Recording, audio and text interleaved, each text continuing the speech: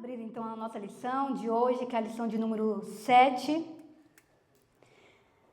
Todos têm a lição na mão? A lição tem como tema que diz assim: a promessa de um novo, a promessa de um coração. Na verdade, eu reverti aí, a promessa de um coração novo. Vamos estar lendo todo junto o texto áureo, que diz assim, vamos estar lendo, fazendo todos uma leitura congregacional, tanto o texto áureo como a verdade prática. Vamos lá, 1, 2, 3, texto áureo. Vos darei um coração novo e porei dentro de vós um espírito novo, e tirarei o coração de pedra da vossa carne, e vos darei um coração de carne. Verdade prática. O salvo em Jesus tem um coração novo, voltado para a palavra de Deus e disposto a fazer a sua vontade. Amém? Vamos estar lendo também a leitura bíblica em classe e assim já introduziremos a lição de hoje. A leitura bíblica em classe está em Romanos capítulo 2, versículo 25 ao 29 e Jeremias 31, versículo 31 ao 34. Vamos começar aqui pelo irmão Genival, depois a gente dá ali a volta na Mãe, volta aqui no irmão Felipe e assim até a gente terminar todos os versículos, amém? O irmão Genival com Romanos 2, versículo 25. Porque a circuncisão é, na verdade, proveitosa, se tu guardares a lei,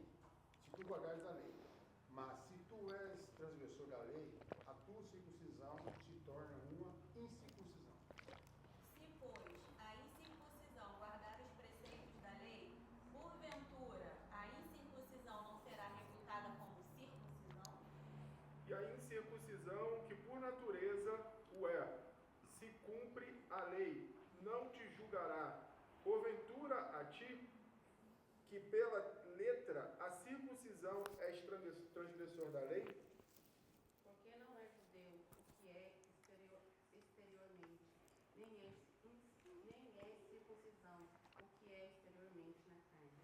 Mas é judeu o que é interior, a circuncisão o que é do coração, no espírito, não na letra, cujo louvor não provém dos homens, mas de Deus. Eis que dias vêm, diz o Senhor, em que farei um concerto novo com a casa de Israel e com a casa de Judá. Manclédia, tá com a revista? Número 7.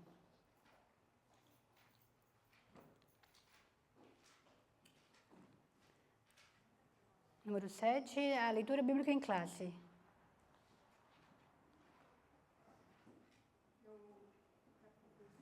Jeremias, agora nós estamos no 32. Não conforme o concerto que fiz com seus pais, no dia em que os tomei pela mão, para as tirar da terra do Egito, porquanto eles invalidaram o meu concerto, apesar de eu os haver despojado, diz o Senhor. Maísa.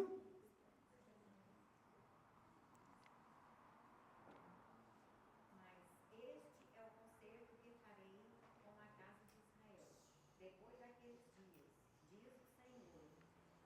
Porei a minha lei no seu interior, e a escreverei no seu coração, e eu serei o seu Deus, e eles serão o meu povo. Irmão de lei, com o último versículo. E não ensinará alguém mais a seu próximo, nem alguém o seu irmão, dizendo: conhecei ao Senhor, porque todos me conhecerão, desde o menor deles até o maior. Diz ao Senhor: porque perdoarei a sua maldade e nunca mais me lembrarei dos seus pecados. Amém. Irmãos, eu quero estar tratando esses dois contextos de Romanos e Jeremias, mas a gente vai ter um tópico na lição que a gente vai tratar, então eu vou já abranger, porque assim a gente ganha tempo, por ser já 5h23, então deixa eu estar lendo a introdução e a gente já entra na revista e já abre todo o tema que é do tema de hoje. Que diz assim a introdução: o coração tem uma perspectiva bíblica muito singular. A palavra se refere à realidade da vida o quê? Exterior ou interior? Interior de cada pessoa. Por isso, ao longo da Bíblia, nos deparamos com conselhos que nos incentivam a cuidar do coração e guardá-lo de quê? De todas as influências maléficas. O coração, segundo a Bíblia, é o centro da vida. As promessas para o coração são o tema dessa lição. Então, vamos lá. O tema da nossa lição é a promessa de um coração novo.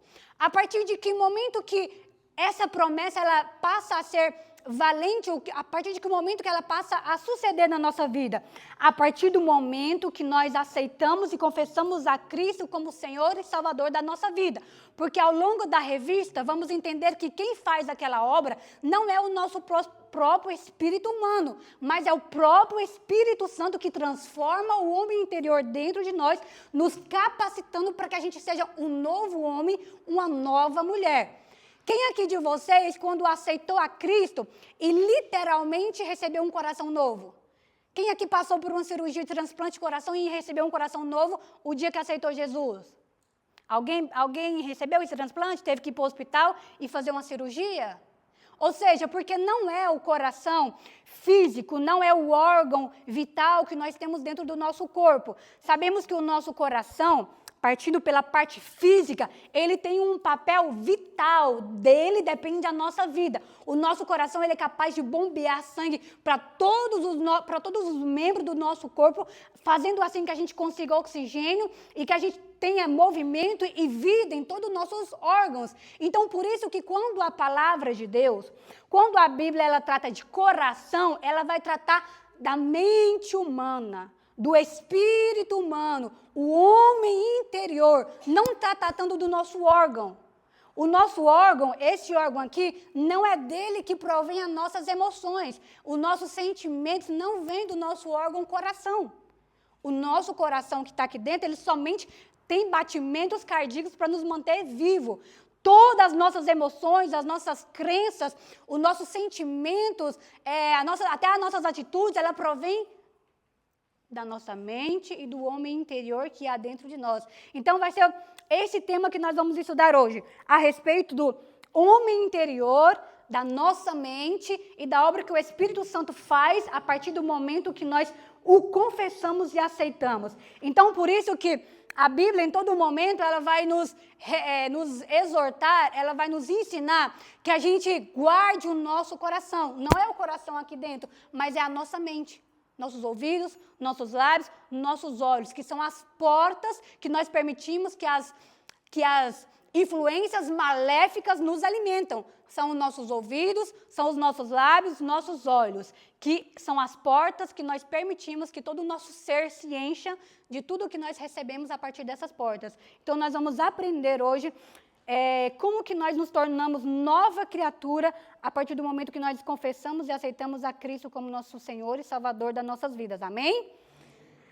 Vamos então ler o ponto 1 que diz o coração na perspectiva bíblica. Pode ler para a gente, Mani?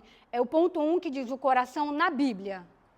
Na Bíblia, raramente a palavra coração é usada como referência ao órgão físico. De modo geral, essa palavra se refere ao homem interior, a fim de revelar o centro da vida mental, emocional e espiritual do ser humano. Desse modo, o apóstolo Paulo faz referência ao homem exterior, o corpo físico, e ao homem interior, alma e espírito, que constitui o ser humano a sua integralidade, corpo, alma e espírito. Hebreus 4:12. É para a dimensão desse homem interior que a Bíblia aplica a palavra coração, tudo que faz parte da nossa alma e espírito. Então, tudo o que nós trataremos aqui e a maneira como o Espírito Santo ele nos trata, não é o homem físico, não é a parte exterior. Ainda que quando o interior, quando a parte espiritual ela é mudada, ela é identificada exteriormente. Não, por isso, e a gente vai tratar um pouquinho mais na frente, eu não quero saltar. Por isso que Paulo, em Romanos 2, ele vai falar a respeito da circuncisão e a incircuncisão. Circuncisão se fazia na carne, mas a obra que o Espírito Santo e que Deus queria realizar na vida do judeu não era exteriormente, mas era interiormente. Então, quando a Bíblia vai tratar de um novo coração, uma nova criatura, se trata do homem interior. Aí a gente usa a expressão para falar assim, mas a gente não precisa mudar a nossa maneira de vestir, a gente não precisa mudar a nossa atitude, porque o que Deus quer? Deus quer o coração. Aí a gente sempre diz assim, eu estava até conversando com as minhas irmãs a respeito disso essa semana, né? Eu tinha visto algumas fotos da nossa igreja, da onde a gente veio, e eu estava questionando elas a respeito de algumas vestimentas lá das irmãs. Eu falei, na minha época não era desse jeito, o que está acontecendo com a igreja aí? Aí a minha irmã ainda brincou, ela disse num tom sarcástico, ela disse assim, não, mas Deus quer o coração. Eu falei, é verdade, açougueira, Ele quer realmente só o coração. Mas a verdade não é essa, a verdade é que quando Deus ele trabalha no homem interior, quando Ele trabalha na mente do homem, quando Ele trabalha no espírito humano que também há em nós, temos o Espírito Santo e também tem dentro de nós o espírito humano. Quando ele trabalha, então, exteriormente as pessoas vão conhecer que nós fomos transformados, que nós somos novas criaturas em Cristo. Amém? Então, sempre que a gente for tratar aqui o coração na Bíblia, ele vai tratar do homem interior. O ponto 2, que diz assim, a circuncisão do coração. Lê pra gente, irmão Genival. O texto da leitura bíblica em classe apresenta Romanos 2, 25 a 29, no contexto em que o apóstolo Paulo ensina o sentido da verdadeira circuncisão da nova aliança. De fato, a circuncisão foi um ato físico estabelecido por Deus para os descendentes de Abraão. Contudo, no Novo Testamento, o que atesta a nova aliança não é mais uma marca física, Romanos 2, 28, mas a obra realizada pelo Espírito Santo no coração da pessoa, Romanos 2, 29. Esta é a verdadeira circuncisão. Essa é uma obra exclusiva do Espírito que nos capacita a ser um seguidor do Senhor Jesus e estabelecer um relacionamento pessoal com Deus. Sem essa circuncisão do coração, é impossível manter um relacionamento vivo com o Pai. Então vamos lá, eu gosto bastante que os irmãos participem e que a aula seja mais didática. O que ela é a circuncisão na antiga aliança? O que era a circuncisão? Vamos lá, vamos recordar aí. Exatamente. A gente vê que quando Deus ele renova o pacto dele com Abraão, logo após Abraão haver tomado Agar como esposa, a gente vê que, se eu não me engano, no capítulo 17, o Senhor ele vai renovar o voto com Abraão. Ele vai dizer assim, Abraão, seja reto, ser perfeito e anda no meu caminho. Aí Deus vai estabelecer para Abraão uma aliança, e Deus vai dizer, circuncida você, todos da sua casa, para quê? Para que a gente possa fazer outra vez o pacto. O que era a circuncisão? No órgão masculino se cortava a pele do homem para... há muitas teorias ou linhas de pensamentos para dizer o que era a circuncisão. Tem gente que diz que tem a ver com a semente, tem a ver com a promessa do filho, mas o importante é a gente entender que era uma renovação e um pacto, uma aliança de Deus com Abraão e a sua descendência. É importante a gente entender isso, para que Abraão fosse separado, que o povo entendesse que aquela nação que viria por Abraão, a semente dele, era um povo de Deus, era um povo escolhido dele. Então, quando Paulo, em Romanos, ele vai tratar a respeito da circuncisão que é feita na carne, mas que quando ela não é alinhada com a lei, ela de nada vale. Paulo vai falar isso. Então eu quero meio que trocar os termos que Paulo usou para que a gente possa entender. Ele diz assim, porque a circuncisão é, na verdade, proveitosa, se tu guardares a lei. Vamos colocar para os nossos dias, para que a gente possa entender? Circuncisão é uma aliança, é verdade? Quando nós aceitamos Jesus, nós também não fazemos uma aliança? Então, vamos colocar assim, porque ser crente, ok? Para que a gente possa entender. Paulo não está falando nessas palavras, mas para que a gente possa entender. Porque ser crente é, na verdade, proveitoso se você guardar os mandamentos de Deus. Eu estou trazendo para os nossos dias. Mas se você é transgressor dos mandamentos de Deus, ser crente se torna de ser descrente. Está entendendo? Se a gente diz que é crente e não obedece o que Deus diz, ser crente, o nome ser crente, é o mesmo que ser descrente. Você está entendendo? Mais ou menos era o que o Paulo estava falando, mas se tratando da circuncisão. Se, pois, não ser crente, mas guardar os mandamentos de Deus, porventura o não ser crente não será reputado como ser crente? Ou seja, se alguém não é crente, mas ele guarda todos os mandamentos de Deus, obedece, é fiel a Deus, mas ele não confessou a Cristo, ele não vai ser mais justo que nós, que dizemos ser crentes? É o que Paulo mais ou menos está dizendo. Ele diz assim, ó, se não ser crente ou ser descrente, que por natureza o é, mas se ele cumpre a lei, ele não te julgará, porventura a ti, que pela confissão de fé, ou seja, ser crente, você se torna transgressor dos mandamentos de Deus? Ele está dizendo assim, ó, se aquele que não é crente, não visita uma igreja, não congrega, ele é mais crente que você, de verdade que ele não vai julgar nós que dizemos ser crente e estamos aqui e pecamos? Para que os irmãos, não estou dizendo heresia, quero que os irmãos entendam dentro do nosso contexto. Porque não é judeu o que é exteriormente, e nem é crente aquele que é na carne. Mas é judeu o que é no interior, e é crente aquele que de coração e no espírito, não na letra, cujo louvor não provém dos homens, mas de Deus. Entendeu? Dizer que é crente, mas não andar nos mandamentos de Deus é nada proveitoso. É viver, como diz Tiago, é viver uma religião vã.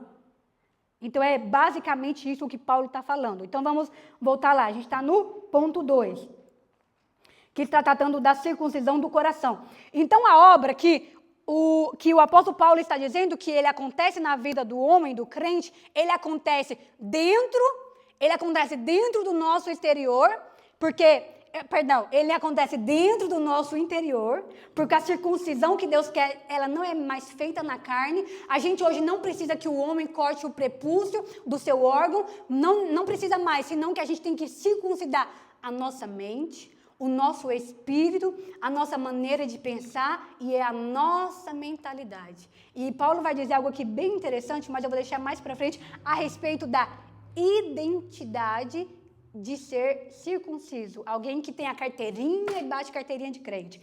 Vamos lá, então. Ponto 3, um novo coração. Pode ler para a gente, irmão Francisco?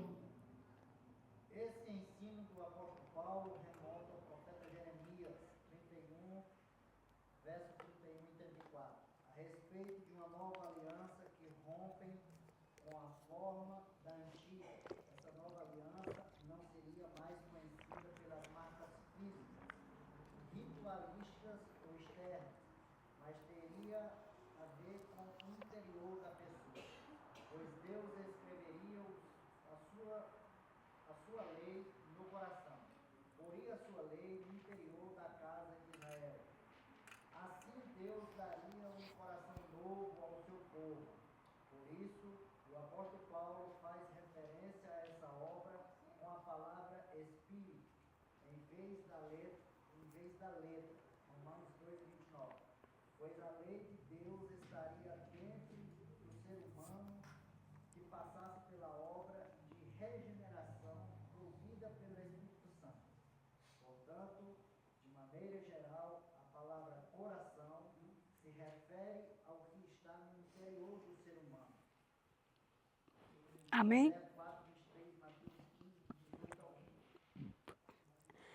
A palavra do Senhor, aqui no contexto de Jeremias 31, a palavra do Senhor vai dizer assim, ó, que haveria tempos de que ninguém mais precisaria ensinar o seu irmão o que era certo ou errado, porque a lei do Senhor estaria prescrita do nosso coração. Então vamos lá. Nos nossos dias, após que o Senhor Jesus ele foi colocado numa cruz e entra o período da graça, de que maneira agora já não existe lei, não que não existam os mandamentos de Deus, a gente ainda está debaixo do que o Senhor estabelece para a gente, mas de que maneira agora somos guiados, já que não estamos mais debaixo da lei e nem debaixo de uma circuncisão. O que nos guia e nos rege agora? O que mais? Muito bem. Alguém mais quer acrescentar mais alguma coisa? Bem aonde o irmão Francisco ele leu, bem no finalzinho, vai dizer que agora a regeneração ela é promovida pelo Espírito Santo. Agora, quando o irmão Felipe ele está no trabalho dele, ele não precisa que o pastor esteja lá olhando ele não precisa que eu esteja lá olhando ele não precisa de nada. Quando ele está sendo tentado, o próprio Espírito Santo fala ao coração dele o que é certo ou errado. Por isso que Jesus fala assim, ó, eu vos darei o Consolador e ele os guiará em toda verdade. Toda a verdade. Por isso que ele vai dizer também assim, ó, aquele que convence ao homem do juízo, da justiça e do pecado é o... Então, a partir de quando o Espírito Santo ele vem estar conosco, agora já não é a lei de Moisés que rege, mas o próprio Espírito Santo, quando nós aceitamos ao Senhor Jesus Cristo como nosso Senhor, ele nos é dado, o Espírito Santo, para que ele nos reja, para que ele nos conduzca em toda a verdade. O Espírito Santo está o tempo todo nos orientando o que é certo, o que é errado. Não tem nenhum filho de Deus que, no momento que ele vai pecar contra o Senhor, ele diz assim, ó, eu não sabia. Irmãos, não existe isso. Tanto é que Paulo vai dizer assim, ó, que perante Deus não há nenhum justo, para que ninguém se tenha como desculpa diante de Deus, porque todos pecaram e todos foram destruídos da glória de Deus e todos somos conscientes do pecado por causa do Espírito Santo que ele nos dá. Então, agora, a obra da regeneração, aquele que nos guia é o Espírito Santo que está dentro do nosso interior. Alguma dúvida até aqui, irmãos? Alguma dúvida? Então, vamos para o ponto 3, que diz, um coração novo. Lê para a gente, Maline? Eu estou certa? Um coração novo? Não, né? Verdade, já é o ponto 2, a divisão 2, o ponto 1. Coração de quem está em Deus, um coração inclinado a Deus. Quando uma pessoa recebe a Cristo como seu Salvador, ela passa pelo processo do novo nascimento, da regeneração. Por isso, ela passa a enxergar o reino de Deus e, ao mesmo tempo, a própria necessidade espiritual. A respeito disso, nosso Senhor Jesus diz, na verdade te digo, que aquele que não nascer de novo não pode ver o reino de Deus. Assim, quem tem um coração regenerado, transformado, participa do reino de Deus e, consequentemente, se inclina para as coisas do Espírito, a fim de viver de acordo com os mandamentos de Deus. O contexto que a Maline leu diz que aquele que agora recebe a Cristo, ele passa a viver uma novidade de vida, um novo nascimento. Então, vamos lá. Eu disse que, a partir do momento que nós somos renovados e recebemos um novo coração interiormente, isso se é visível exteriormente. Aquele que recebe a Cristo, o que acontece com ele? Quais são as mudanças visíveis que o mundo, a igreja, todas as pessoas que nos rodeiam precisam ver? Amém. O que mais? Amém. O que mais que tem que mudar? O que mais? O que mais muda na gente? Amém. O que mais? Maneira de vestir, maneira de falar, maneira de pensar, maneira de agir. Eu congreguei com uma pessoa que ela tinha algumas atitudes, ao meu ver, não correspondia a uma pessoa que tinha recebido um novo nascimento. Mas sempre ela dava uma desculpa assim, ó, eu sou assim. Eu sou assim, eu sou desse jeito. Então, às vezes tratava as pessoas com ignorância, com arrogância, mas para ter uma desculpa dizia, não, é porque eu sou assim. Irmãos, a partir do momento que uma pessoa ela recebe a Cristo, toda a arrogância, toda a ignorância, toda falta de educação, toda individualidade, individualismo, isso se acaba. A gente vai passar aqui na frente, e eu não quero adiantar os temas, mas a respeito do amor que aquele que é uma nova criatura em Cristo, ele passa a ter. Então, a pessoa, quando ela recebe a Cristo e ele recebe um novo coração, todas as atitudes daquela pessoa mudam. Então, essa arrogância de dizer, não, é porque eu sou assim. Se o irmão Genival quiser congregar comigo, ele tem que me aguentar assim. Se a irmã Clédia quer andar comigo, ela tem que aguentar eu do jeito que eu sou, porque eu sempre fui assim. É minha personalidade, é meu temperamento. Irmãos, não existe isso. Cadê os frutos do Espírito Santo? Por isso que Cristo ele vai falar assim, humilhe-se a si mesmo. Não é humilhar o seu irmão. Nós temos que nos humilhar a nós mesmos. E humilhar a nós mesmos, às vezes, é pedir perdão quando a gente está certo. Às vezes, é ir lá e pedir desculpa quando a gente não fez nada. É ir lá abraçar quando a gente ainda está com raiva. É você ir lá e ajudar. Às vezes, você fala assim, mas fulano não precisa de ajuda. É bem feito porque ele está passando por isso. Todas essas nossas atitudes mudam. Todas essas atitudes nossas mudam a partir do momento que nós recebemos um novo coração. Qual que é o problema? O problema é que nós vamos nos perdendo na caminhada e a gente vai tornando esses hábitos outra vez nas nossas vidas. A gente passa a ser ignorante, a gente passa a ser arrogante, a gente passa a ser insensível, a gente passa a não amar um montão de coisas. O mundo começa a pôr distração no nosso caminho. Tudo aquilo que a gente deixou do velho homem, a gente vai deixando para trás. A gente briga com o irmão, a gente não quer comunhão, mas a gente vai tratar mais na fundo isso aqui, que Deus vai pegar nós firme.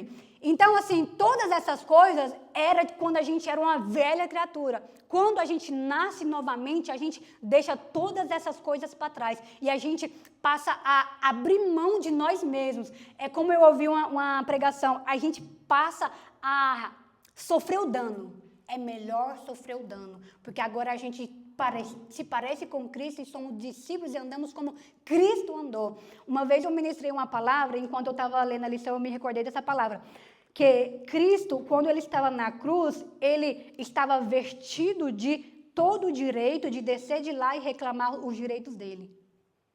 Ele estava vestido de todo o direito de descer lá, porque ele era um homem sem pecado, mas ele abriu mão, sofreu dano, então muitas das vezes a gente tem que abrir mão até do nosso direito, para que Cristo seja glorificado nas nossas vidas. Obrigada, Felipe. Eu já estava aqui para o Danilo, fazia hora, pedindo uma água e ele sumiu dali. Em Romanos 12 diz que mais transformai-vos pela renovação do vosso entendimento. Uhum. Eu creio que no processo de conversão, quer dizer, no momento da conversão, o Espírito Santo vai mudando a nossa mente, a metanoia, e vai nos transformando para a gente poder reconhecer isso aí que você falou. Começar a reconhecer que você é grossa, começar a reconhecer que a sua falta de noção não é o seu temperamento. Uhum. E assim sucessivamente. Eu creio que você tem que ter uma renovação de mente. Aí sim você vai ter mudança de verdadeiro cristão. Exatamente. É a respeito disso que rodeia todo o tema da lição.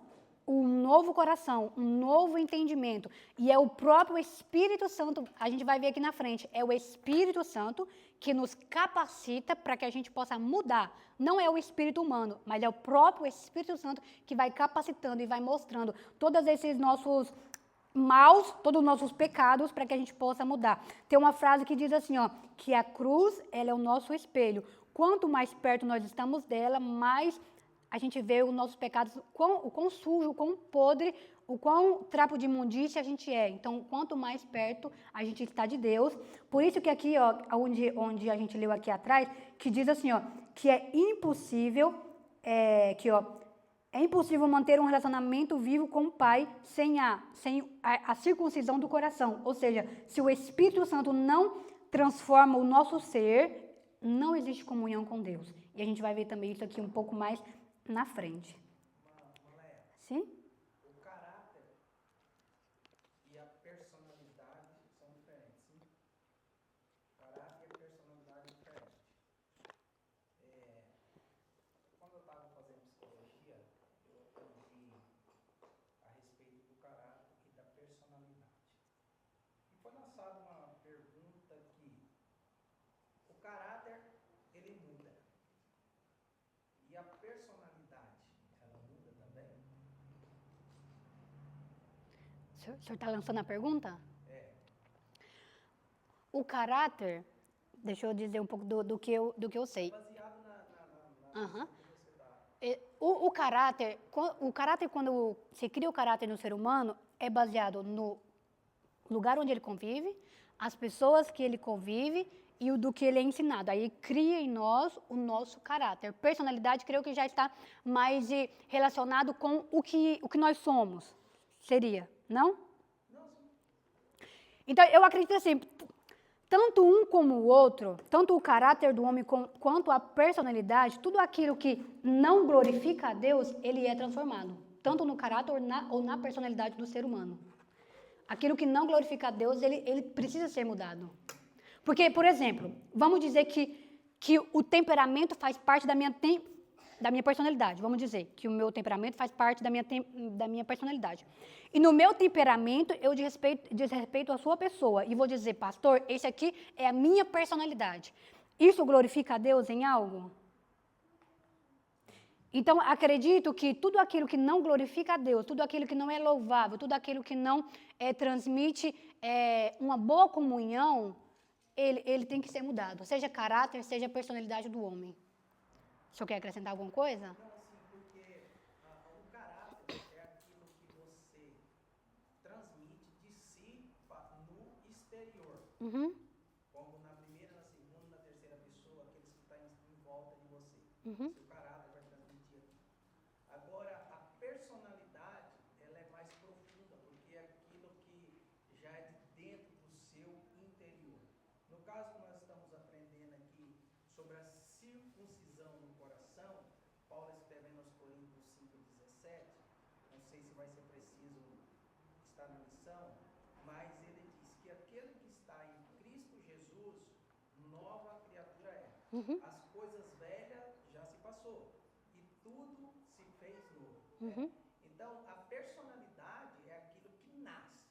E nós que estamos em Cristo Jesus, com certeza, a nossa personalidade Muda. também tem que ser transformada. Uhum. É o que eu disse, tudo aquilo que não glorifica a Deus, seja caráter, seja personalidade, que não transmite boa comunhão entre a igreja, entre os irmãos, ou entre qualquer ambiente que a gente viva, ele precisa ser transformado. Eu acredito que a personalidade é como, tipo, um homem, por exemplo, está lá no meio de vários jogadores, não é crente. Qualquer coisinha, né? Hoje quase não existe isso não, mas no tempo do meu pai, por exemplo, qualquer coisinha, lança uma briga ali, tá pronto para arrancar o revólver e já brigar e tudo. Então isso eu acho que é a personalidade. E a partir da hora que a pessoa, que o coração da pessoa é transformado, ele tem que mudar, isso em si não pode acontecer. Exatamente. Porque quando a sua personalidade muda, você tem domínio próprio. Uhum. Uma pessoa que mata, nesse caso que a Cláudia está falando, uma pessoa que faz isso aí não tem a ver com a personalidade, tem a ver com o caráter junto mais o temperamento dela. Uma pessoa que tem um temperamento sanguíneo explosivo, ela vai fazer isso e não vai medir. Uhum. A personalidade, ela dita algumas características suas. Por exemplo, descrito em mim coisas da minha personalidade que você vê sem precisar falar. Fala, Vinícius é super ativo, o cara não para, quer ver que está fazendo alguma coisa. Uhum. A irmã Léa também está sempre querendo ajudar. Aí a irmã, eu sempre dou esse exemplo, a esposa do pastor Campanha, da personalidade dela mais quietinha, ela é uma pessoa mais quieta. Então, com relação a algumas atitudes que a gente toma, só tem a ver com o caráter somado com o nosso temperamento. E, Eu sou crente, mas não fiz isso. um amigo nosso falava assim, ó, às vezes eu tinha um amigo nosso da igreja, eu pegava muito no pé dele e ele no meu. Aí quando eu enfesava ele falava assim, Maléia, não faz eu descer da cruz, não. Realmente tem, ele falava, vou descer da cruz. Realmente tem crente que quando ele se irrita, ele quer descer da cruz. Eu sempre disse algo e repito, o crente, você conhece ele quando você pisa no calo dele. É qualquer um, irmãos, pisa no calo dele.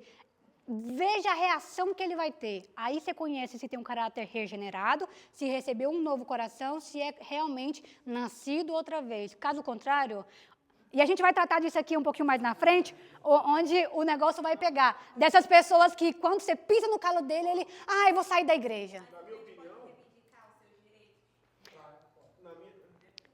Em qual sentido? Então, questão, tipo assim, pisou no calo, vamos dizer assim.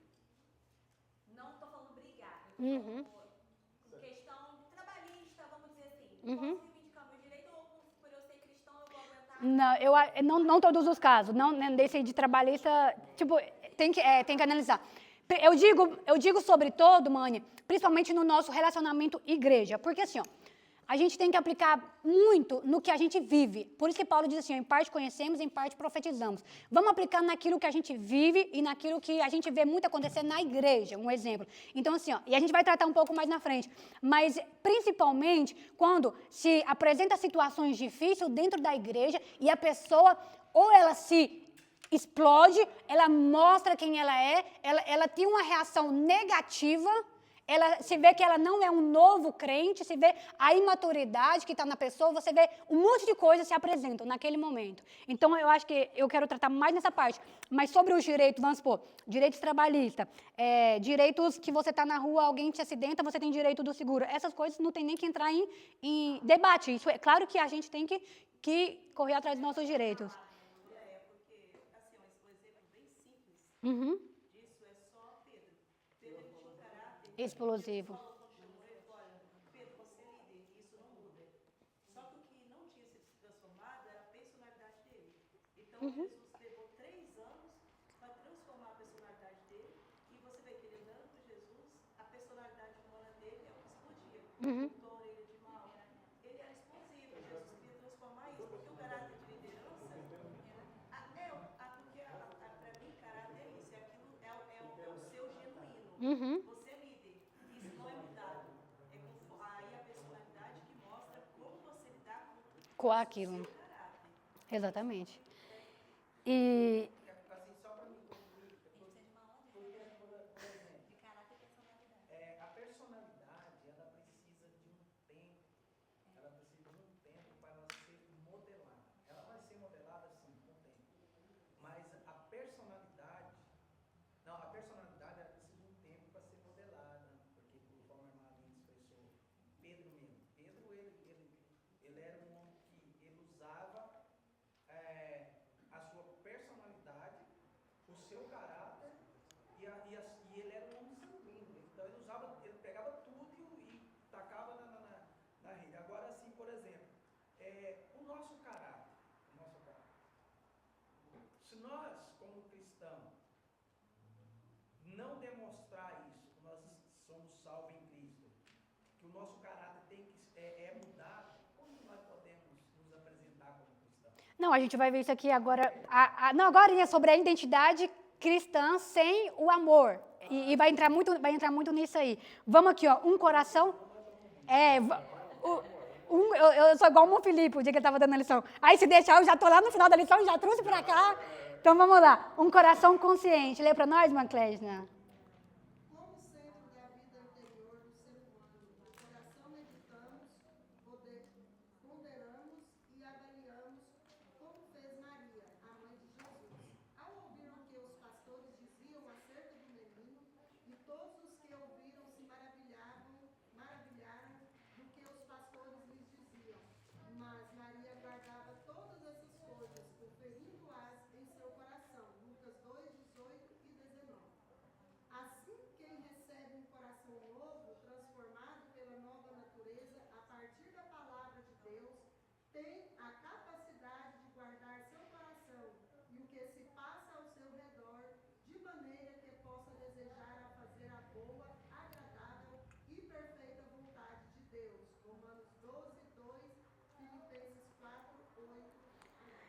Eu achei bem interessante nesse tópico essa parte que diz assim, ó, guardar o seu coração e o que se passa ao redor. Salomão ele vai dizer assim, ó, de todas as coisas que você tem que guardar, guarda o seu coração.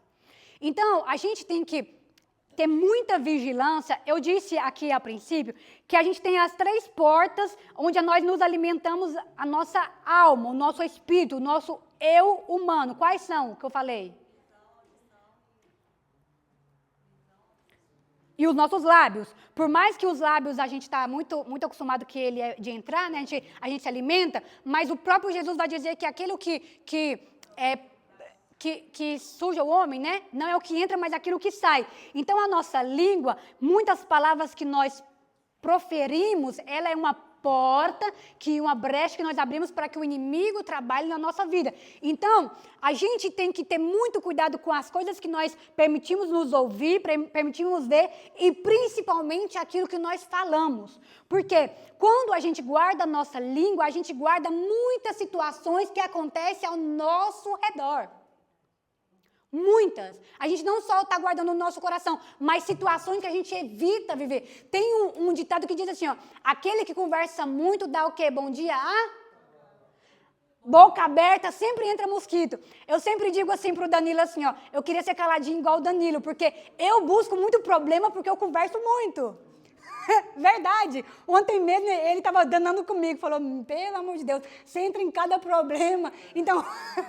Quando a gente fica calado, quando a gente fica caladinho, a gente evita um montão de situação ao nosso redor. Então, guardar o nosso coração também está ligado em guardar as portas que a partir delas entram na nossa alma. Guarda os teus ouvidos, guarda os teus lábios e guarda os teus olhos.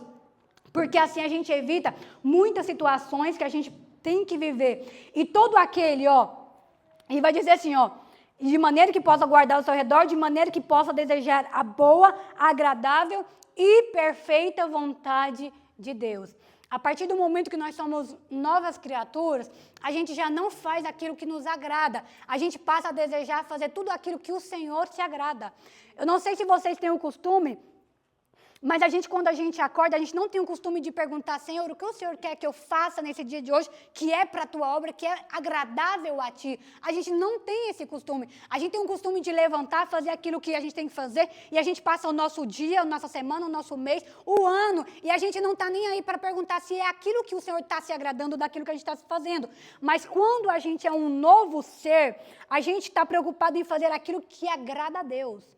A gente antes de falar, a gente vai pensar se aquilo é o que o Senhor quer que a gente fale. Antes da gente dar um passo, a gente vai ser prudente para olhar e para a gente reflexionar se é aquilo que o Senhor quer que a gente faça. A gente já não anda mais conforme a nossa vontade, mas a gente faz a vontade daquele que nos chamou. Amém? A palavra do Senhor vai dizer também que quando Maria ela escutou aqueles pastores dizendo a respeito do menino, tudo aquilo ela guardou no seu coração e ficou refletindo sobre aquilo. Então, guarde as coisas boas no seu coração. Por isso que Paulo vai dizer assim em Filipenses, tudo aquilo que é amável, tudo aquilo que é bom, tudo aquilo que é de paz, tudo aquilo que é louvável, tudo aquilo que traz, que é bom de se pensar, isso você alimenta o seu coração e a sua mente, amém? Vamos para o ponto 3. Deus vê o coração. Agora esse aqui é forte, vamos lá. Lê pra gente, irmão Clóvis. No livro do profeta Jeremias está escrito: Tu, pois, ó Senhor, que provas e vês o pensamento e o coração, veja eu a tua vingança sobre eles. Pois descobri a minha causa. A partir desse texto,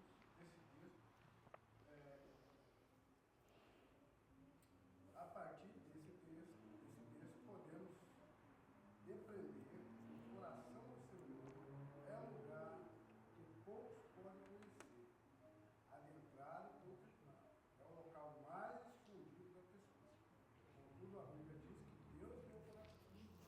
Ele contempla o ser humano. Vê que a dor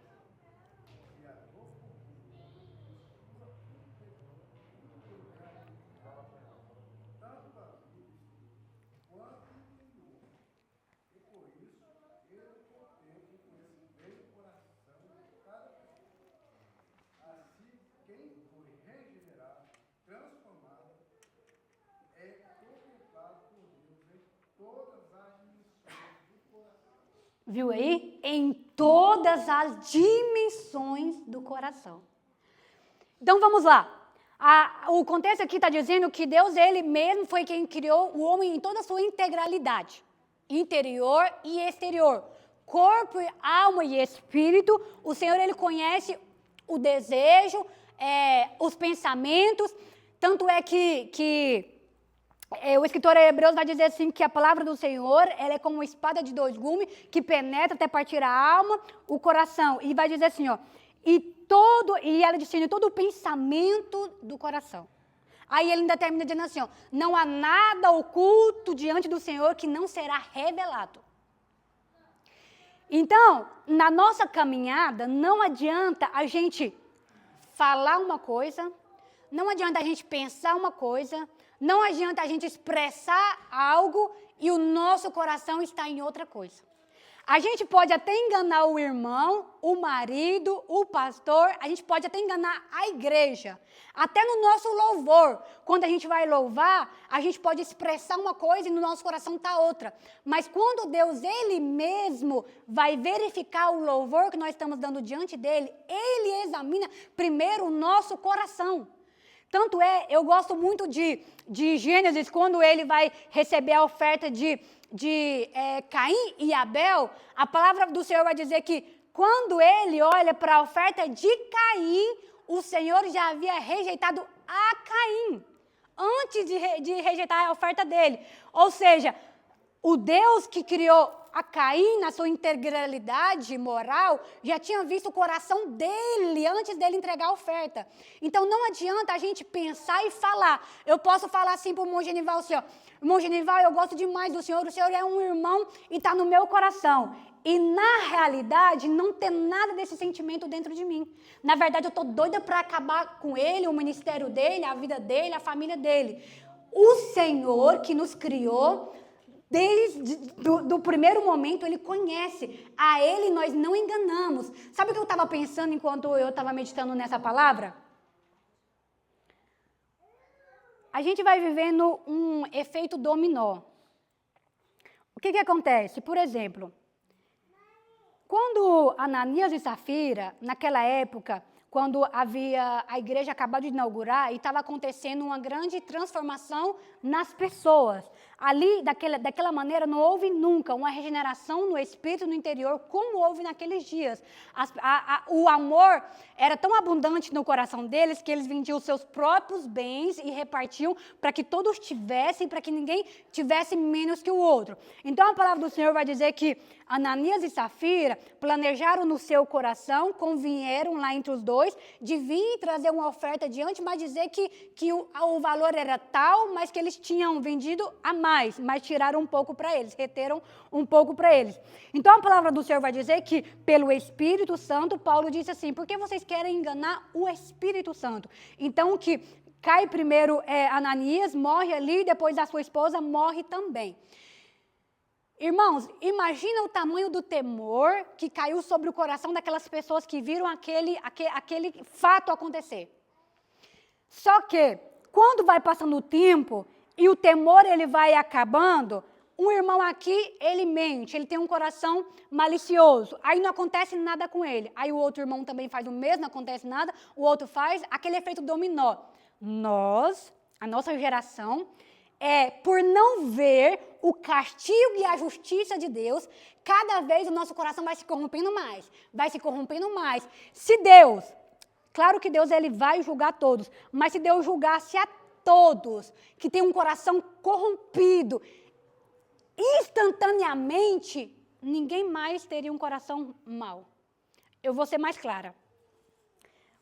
Vou dar o irmão Felipe como exemplo. A palavra do Senhor vai dizer que não precisa mais do homem ele pecar no ato. Somente dele pensar já é um pecado. Imagina que quando o irmão Felipe pensasse no pecado assim, ó, ele caísse aqui, ó. Pum! Quem de nós ia ser doido de fazer alguma coisa? O temor que ia cair em cima de nós, a gente ia falar misericórdia. Sabe, a gente ia cair sobre um temor que a gente evitaria muitos pensamentos, muitos pecados. Mas por a gente não ver a justiça de Deus tão instantaneamente, a gente vai levando as coisas relaxadamente. Então a gente vai corrompendo o coração, a gente vai ficando com o coração corrompido, amargurado. A gente fala que perdoou, mas no fundo não perdoou nada. Deus sabe que ainda tem rancor aí dentro, Deus sabe que ainda tem amargura. Então é isso que nós fujamos destas coisas, que o nosso coração seja limpo, genuinamente, de verdade, porque Deus, Ele conhece o que está no íntimo do coração de cada um. Não se engane. Às vezes a gente está vendo aqui, ó, o irmão que falou que perdoou, mas não perdoou, e ele está vivendo de polpa, e como que a gente fala, polpa e banda, sei lá, que ele está vivendo bem, vento e polpa, que ele está vivendo de vento e polpa, e a gente fala assim, não passou nada, também vou fazer a mesma coisa. Irmãos, não se engane, o Senhor, Ele conhece o coração de cada um. Não se engane com essa geração corrupta de coração e de alma que hoje a gente vive. Limpa o teu coração, lava a tua alma, seja puro diante do Senhor, tenha um coração regenerado diante do Senhor, porque é isso que o Senhor, Ele busca, aqueles que o adoram em espírito e em verdade, que não haja mentira na nossa adoração, que não haja mentira nas nossas palavras, que não haja mentira na nossa maneira de viver, mas que a gente ande como Cristo e que a gente seja como Ele. Então a gente termina aqui, Deus vê o coração. Vamos então para o ponto 3 que diz, promessas para o coração, um coração feliz. Lê pra gente, irmã Carla?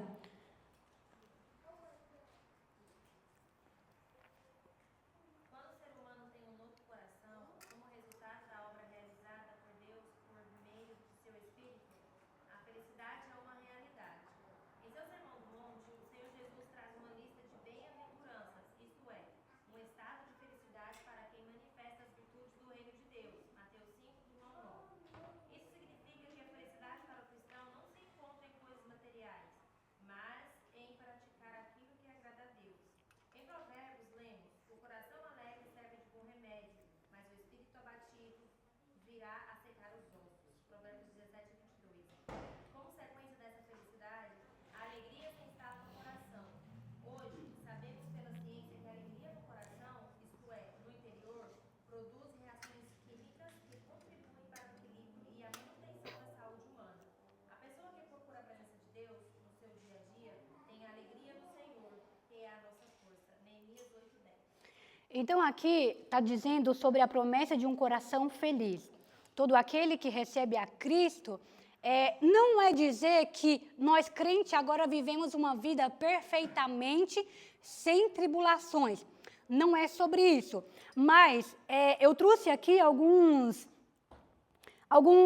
perseguições de alguns cristãos que passaram, cristãos que hoje são exemplos para a gente, e eu quero que você reflexione, a partir do momento que eu vou lendo, você reflexiona, se hoje você tem motivo para ser feliz com o Senhor ou não. Você vai reflexionar se os problemas que você vive, você enfrenta, são problemas para que te abata, são problemas para que te faça desistir, porque está em Provérbios, né? Provérbios, que diz que aquele que tem um coração feliz, ele é uma medicina para a alma, para o nosso corpo físico. Mas aquele que se abate, a sua alma se abate, os seus ossos se secam, se atrofiam. Então eu quero que você, enquanto eu vou lendo, eu vou sair pensando nos seus problemas. A perseguição de Nero, os cristãos, eles foram incendiados, eles eram tomados vivos e colocavam fogo neles e penduravam em Roma, porque eles haviam sido acusados de haver incendiado Roma. Muitos deles, por não se curvar aos deuses, eram colocados em grandes anfitriões para lutar com bestas ferozes. Que mais? Os cristianos, por não render culto, eram colocados em tumbas subterrâneas.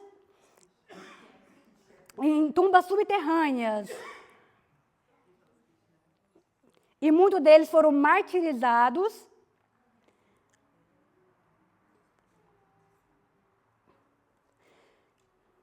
Deixa eu ver. Seus cadáveres eram dados aos cachorros famintos.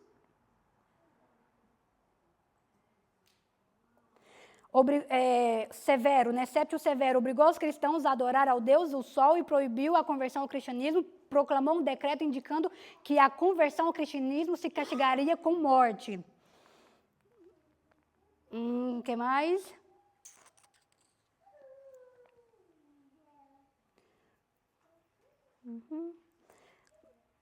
Décio, ele convenceu os cristãos a convertir-se em apostatas para erradicar o cristianismo, e houve mártires e apóstatas durante esse período.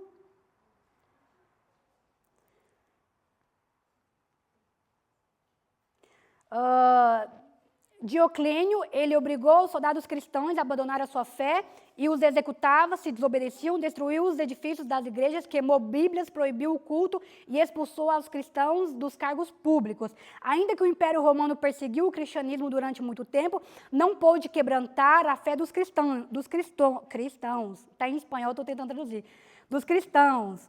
Os cristãos pregaram o evangelho sem temor nem vacilação, apesar de que foram queimados em fogueiras, devorados por feras e em anfiteatros e assassinados mediante terríveis torturas. Sua fé era como uma árvore que emite uma fragrância mais deliciosa quando se corta. Apesar da severa perseguição, o número de cristãos aumentou e o evangelho se estendeu com mais vigor por todo o Império Romano e toda a costa mediterrânea. Ou seja, pessoas eram queimadas, eram martirizadas, eram entregas para bestas feras, eram humilhadas, eram degoladas, e mesmo assim, não sei se você já escutou a história de alguns cristãos que eles foram levados para ser colocados em azeite quente, e alguns historiadores dizem que eles brigavam para ver quem caía primeiro. Porque morrer por Cristo e ser perseguido era para eles um prazer. Cristo, ele vai dizer assim, ó, bem-aventurado quando vocês forem perseguidos pelo meu nome. Em outra tradução, essa palavra está dizendo, felizes vocês serão quando pelo meu nome vocês forem perseguidos. Então, quando a gente é regenerado, esses problemas que a gente vive ao nosso redor, eles são muito pequenos para nos abater. Eles são muito pequenos diante de todo o sofrimento que aqueles homens passaram.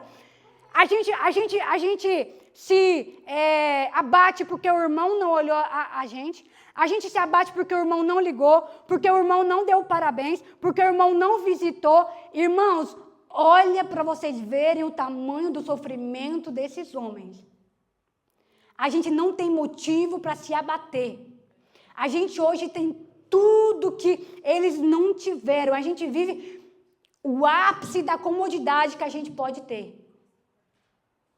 Qualquer motivo é motivo para a gente se abater, para a gente chegar na casa de Deus entristecido, para a gente não querer fazer. Aí a gente quer só ficar sentado porque a gente está irritado, porque a gente está chateado com fulano, com cicrano, com a liderança e não sei o quê. E a gente vai só se afastando, como se isso fosse melhorar a nossa situação. E a gente não entende que a nossa aliança, a nossa circuncisão, quem fez não foi mãos de homens. Mas agora a nossa circuncisão, ela está dentro de nós, no nosso coração. E essa circuncisão foi pago um alto preço e preço de sangue. Então a gente não tem que se abater por nada. Aquele que recebe a Cristo, recebe um coração feliz. Se alegra, independente da situação que você está passando. A palavra do Senhor vai dizer que nenhum de nós sofreu algum sofrimento que teve que derramar sangue. Nenhum de nós ainda teve que derramar sangue pelo Evangelho. Assim que as nossas tribulações são muito pequenas para a gente se abater. São muito pequenas para a gente se entristecer e para a gente querer parar. Por isso que o escritor aos Hebreus vai dizer assim, ó, porque se eu retroceder, não agradará. Na Bíblia diz a minha alma, mas é o Senhor dizendo, a alma do Senhor não se agrada daquele que desiste da obra do Senhor. E quando a gente diz assim, ó, eu não vou fazer mais, eu não quero mais liderar essas irmãs. Irmãs, eu não estou cortando um laço com o pastor. Não é com ele. Por mais que foi ele que colocou nas minhas mãos e pela oração dele foi recebida, mas não é com ele a minha aliança. Então, quando eu abandono a obra do Senhor, eu estou cortando a aliança com Deus. Porque o dono da obra é Ele. Então, que a gente tenha consciência que, a partir do momento que nós fomos regenerados, a gente recebe um coração feliz. Não se abata, se alegra. Irmã, mas como que a gente se alegra na prova? O nosso descanso é no céu. É lá que que a palavra do Senhor vai dizer que lá não haverá choro, nem ranger de dente, nem tristeza, e toda lágrima vai ser o Senhor que enxugará dos nossos olhos. Então se alegra na esperança que nós temos, se alegra na promessa de salvação. Já é um motivo para a gente estar feliz. Amém? Vamos para então o ponto 2, a terceira divisão, que diz um coração cheio de amor. Lê pra gente, mãe da Alicia. Um coração cheio de amor. O amor é a essência do cristianismo. Sem ele, não existe a verdadeira expressão e identidade do que significa ser cristão. O apóstolo Paulo escreve a esperança não traz confusão, porquanto o amor de Deus está derramado em nosso coração pelo Espírito Santo que nos foi dado. Romanos 5:5. Essa palavra mostra que o amor de Deus está derramado no coração daquele que tem o Espírito Santo. E por isso o coração transformado, por isso o coração do salvo está cheio de amor. Dessa forma podemos viver o que o apóstolo Paulo escreveu. E sabe tudo isto, reveste-vos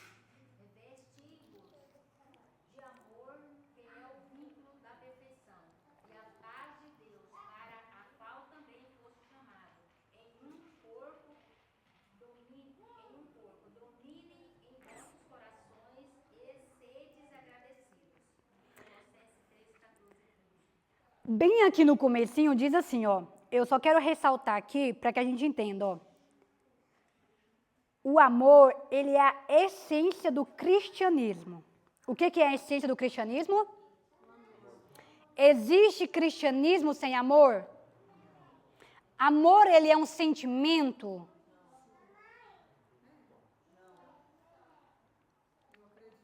Depende de qual. Não existe cristianismo sem amor.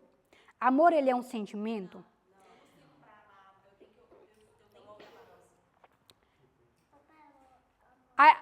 O amor, ele é a expressão real do nosso cristianismo. Então, não existe um cristianismo se você não ama o seu irmão. Não existe. A gente realmente, nessa parte, se a gente deixa a desejar, a gente está vivendo aquilo que Tiago disse de uma fé vã. O amor, ele é atitudes. Eu posso dizer que eu amo a Carla, mas por algum motivo eu não quero mais ter relacionamento, convivência ou comunhão com ela. Isso é amor? Então eu sou uma cristã? Pode responder, irmãos, sem medo de errar. Irmãos, então a gente tem que acabar com esse negócio. Eu sou crente, mas não quero participar de nada. Eu sou crente, mas não me bota no grupo da igreja. Eu sou crente, mas se for fazer uma reunião de comunhão, eu não quero ir. Porque eu não gosto de ver a irmã Carla lá. Não gosto de ver o irmão Felipe. Não gosto de ver o irmão Genival. Se o irmão Elias está precisando de algo, de uma cesta básica, não conte comigo, porque eu não gosto do irmão Elias. Todas essas atitudes vão em contra do cristianismo, do verdadeiro cristianismo. Ai, eu não gosto da irmã Dalícia, se ela vem por esse corredor, eu passo por esse. Mas eu corto o volto dela.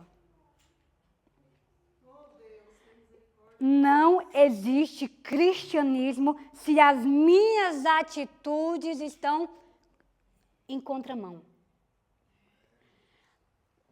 Pedro ele vai dizer assim, ó, se verdadeiramente vocês estão na luz, como Cristo está na luz, tenha comunhão com quem? Tenha comunhão, olha que interessante como é que ele termina esse versículo. Tenha comunhão um com os outros e o sangue de Jesus os purifica de todo pecado. Sem comunhão não existe purificação nem de pecado.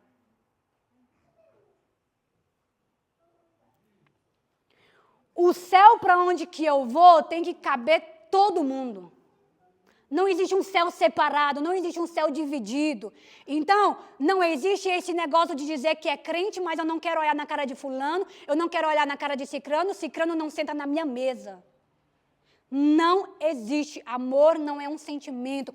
Amor é renúncia, amor é ajudar, amor é abraçar, amor é perdoar e pedir perdão. Caso contrário, a gente vive uma vida errada. Aí ele disse aqui, ó, o amor ele é a essência do cristianismo. Sem ele não existe verdadeira expressão de identidade de cristão. É o que o pastor falou sobre a identidade. A gente bate carteirinha de crente, mas na hora de ser um crente de verdade, a gente não é.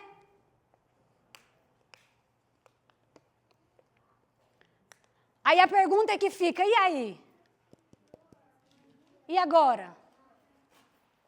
Se na rua alguém me pergunta assim, Manleia, você é crente? É crente. Mas você tem comunhão com a igreja? Não tenho não gosto. Termina o culto, eu saio correndo, porque eu não gosto de cumprimentar ninguém.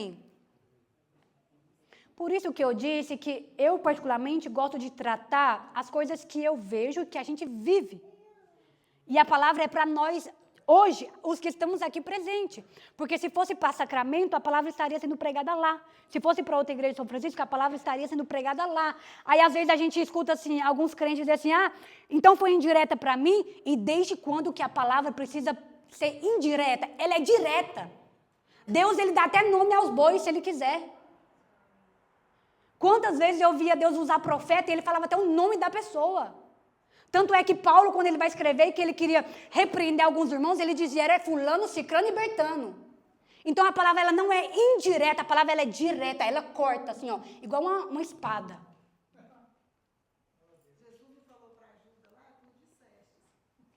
Exatamente, então a gente tem que parar com esse negócio, porque foi indireta para mim. Indireta não, foi direta. Às vezes só não falou o nome para não ficar mal. Mas Deus, ele fala. E a palavra do Senhor vai dizer que ele ama e exorta e repreende aquele que ele ama. Eu sempre digo ao Danilo, me repreenda, me abre os olhos, me fala quando eu estou errada. Porque aquele que ama, ele vai abrir os seus olhos, ele vai dizer. Eu sempre digo até para a pastora Eliade, a gente conversa muito, e eu digo assim, independente de qualquer coisa, você é autoridade espiritual sobre a minha vida e me fala quando eu erro, sem medo. Porque realmente, quando a gente está junto, a gente vai falar. Eu falo também, eu falo assim muito com o pastor. Eu falo assim, pastor, às vezes eu posso confundir. Exatamente. A gente acaba tendo uma proximidade maior assim, e a gente às vezes, sem querer, sem maldade, a gente confunde. Exatamente. Eu falo, pastor, por favor, me fala. E desde então, ele não fazia. Ele não fazia isso, mas de um tempo para cá ele começou, deixa eu te falar, e me falava e me corrigia, e eu acho ótimo isso. Exatamente. E a gente é lapidado, a gente é moldado. Tanto é que a Bíblia vai dizer assim, assim como ferro fere o ferro, é isso que ele vai dizer? Assim o homem, assim como o ferro afia o ferro. Não. Assim como o ferro afia o ferro, o homem afia o outro homem. Tipo, o amigo afia o outro homem. Ele lapida, ele lixa o amigo. É nessa expressão que Salomão vai.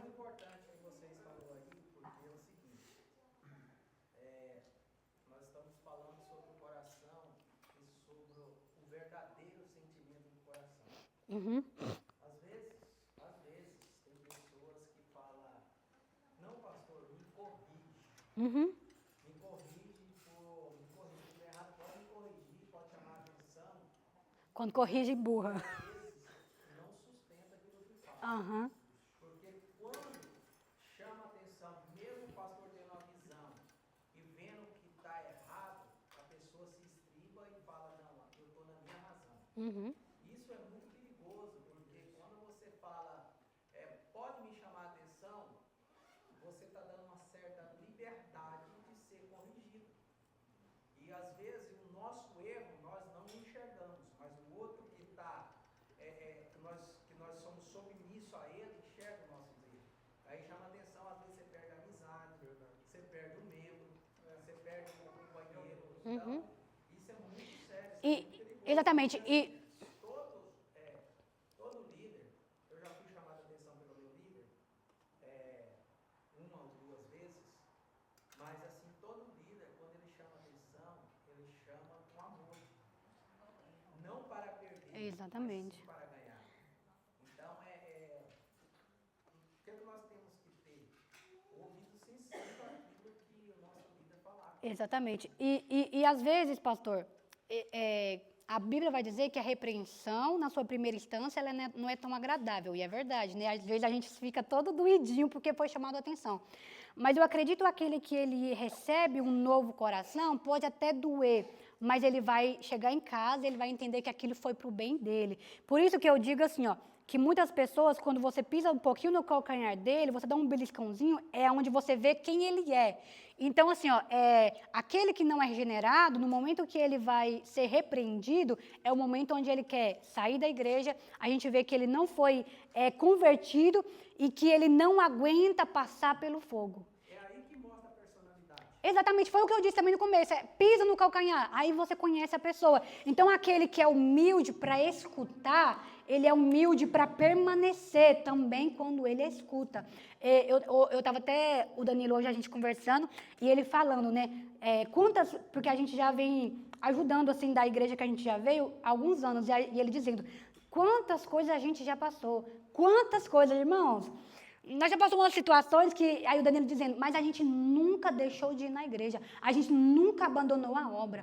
Então, aquele que permanece, aquele que tem humildade para escutar, aquele que tem humildade para ser corrigido, ele demonstra que ele foi transformado e regenerado. Eu acho que essa aí é a maior demonstração de humildade e de transformação. Porque igual você falou, que a gente estava falando, que o amor não é um sentimento, o amor é uma decisão, é uma ordenança. Uhum. Então, você sabe que a pessoa te ama. Não é que ela concorda com o que você faz, mas ela te repreende, mesmo sabendo se você vai permanecer com a amizade ou não. Que é o que Isso. você fez. Uhum. A Bíblia diz que Cristo pega e vai tomar, nós estávamos falando isso na quinta-feira, ele vai tomar o pior papel de servo, o mais baixo, quando ele vai lavar os pés de discípulo. Pedro ainda repreende, mostrando uma humildade que não existia. Uhum. Ele fala, não, Senhor, não toque em mim. Aí Jesus fala, não, eu estou fazendo isso para limpar vocês de todo o pecado, purificação. Então, acho que o maior sentimento, demonstração de amor e o coração humilde é você ser submisso, igual o pastor falou, ao ponto de ouvir, não retrucar. Isso. Por mais que você esteja certo, e às vezes o pastor possa estar errado, ou o irmão está errado. E ele fala nessa passagem, hoje você não entende Isso, que eu ele fala, faço hoje isso. vocês não entendem, mas depois vocês vão entender. Porque Jesus estava mostrando a apresentação da cruz, né? A purificação depois do pecado lá na frente. Exatamente. Então, eu acho que o verdadeiro amigo é esse. Ele vai dizer para Pedro, se você não concorda com a palavra, pode voltar. Porque Jesus não tinha meio termo. Ele queria que todos fossem realmente confrontados com a palavra verdade. Sim. Amém. Deixa eu terminar, então, o ponto 3, que é o penhor do Espírito no coração. Deixa eu só ressaltar bem esse finalzinho aqui, do um coração cheio de amor, que diz assim, ó, o versículo de Colossenses 3, 14 e 15. E, sobretudo, revesti-vos de amor, que é o vínculo da perfeição, e a paz, para que qual foste chamados em um corpo, domine em vossos corações e sede agradecidos. Tem duas palavras aqui que elas se destacam, ou dizer três: amor, vínculo e corpo. Não existe cristianismo sem vínculo e sem amor. E sem que você esteja ligado ao corpo. Por isso que a maior demonstração de amor é você permanecer. Por isso que a palavra vai dizer assim, ó, suportando uns aos outros. É muito fácil quando você passa por uma situação difícil, você querer fugir. Mas você mostra que você é um verdadeiro seguidor de Cristo quando você permanece, independente das situações que você vive na caminhada com Cristo. Então, não existe sem vínculo, sem comunhão, sem amor e sem que você esteja no corpo de Cristo. Amém? O penhor do Espírito no coração. Para mim terminar, que meu horário já acabou. Em uma segunda carta aos Coríntios, o apóstolo Paulo escreve: mas os que nos confirma convosco em Cristo e o que nos ungiu é Deus, o qual também nos selou e deu o penhor do Espírito em nossos corações. Aqui esse contexto bíblico mostra que o penhor do Espírito Santo é a garantia de nossa salvação, dada por Deus e testificada em nosso coração. Além dessa garantia, o penhor do Espírito Santo, também chamado de penhor da nossa herança, é garantia de vitória para a igreja do Senhor Jesus Cristo. Portanto, o Espírito Santo é a maior garantia de que Deus cumprirá integralmente todas as promessas feitas à igreja. A palavra penhor, ela tem mais ou menos, na antiga aliança, basicamente o mesmo significado para a gente. Nas negociações se dava um objeto, se dava algo para garantir aquele negócio. Ou seja, se eu comprasse algo do irmão Genival, aí eu dava como que uma corrente de ouro para penhorar. Ou seja, era uma aliança, uma garantia, exato, que eu dava que ou eu voltaria para tomar isso de volta ou que eu iria pagar aquilo. Então, é um penhor que você dava para garantir algo. Então, quando o Senhor Jesus ele sobe e ele disse, eu dou a vocês o Espírito Santo, ele é o penhor, ele é a garantia de que ele voltará.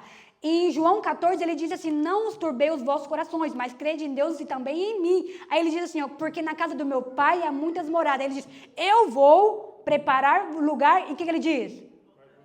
E qual é a garantia que ele vai voltar? É só o Espírito Santo. Olha aqui, alguém de vocês tem dúvida no coração de que Cristo vai voltar? E sabe quem dá essa garantia no seu coração? O Espírito Santo. É Ele quem brota em nós e faz gerar em nós a garantia de que Ele vai voltar. Porque quando a gente perde o Espírito Santo, a gente passa a duvidar. Eu tenho um tio, e aqui eu termino, eu tenho um tio que a vida toda ele foi criado no Evangelho. Ele foi criado pelos meus avós, ele criou os filhos deles no Evangelho, mas ele se apostatou da fé. O meu tio, ele cantava, ele gravou um CD, mas a esposa dele, mas atualmente ele se apostatou da fé. Eu e o Danilo, quando a gente foi no Brasil, a gente visitou a casa dele. E o Danilo estava para perder a paciência comigo. Porque o meu tio, ele cresceu no Evangelho, mas hoje ele é aquelas pessoas que quer debater contra a Bíblia. Aí o Danilo fala para mim, para com isso, é bobeira. Você fala, ele rebate, ele não aceita nada que você fala. Então, quando você perde o Espírito Santo, você perde a esperança. Ele falava a respeito da vinda de Cristo e falava um montão de coisas. E ele é um homem já de 50 anos que cantava na igreja, gravou CD, foi criado no Evangelho, mas se vê o quanto ele perdeu a esperança, porque ele já não é mais crente e o Espírito Santo saiu dele. Ele não tem mais esperança na volta de Cristo. Então, é o Espírito que sela, ele é o penhor que nos garante no nosso coração que Cristo voltará. Então, não perca o Espírito Santo, não perca a esperança da salvação, não perca a esperança que Cristo voltará. E eu posso garantir que mais pronto, mais rápido que nós imaginamos, o Senhor, Ele voltará. Amém? Agradeço a minha oportunidade e devolvo o microfone por quem é direito.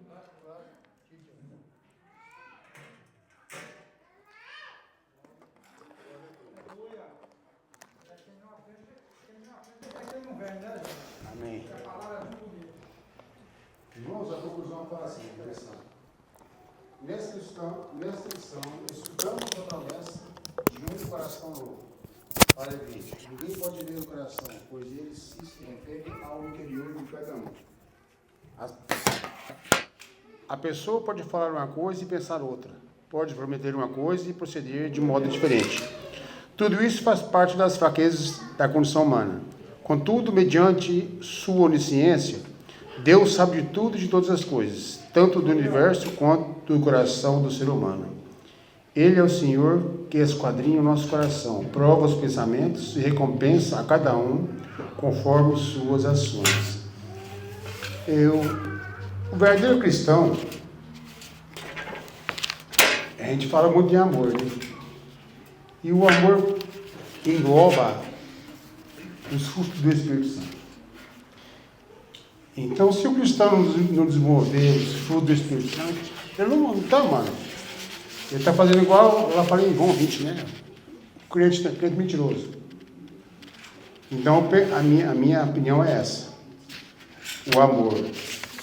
Se o cristão desenvolver os frutos do Espírito Santo, ele vai ser um cristão diferente.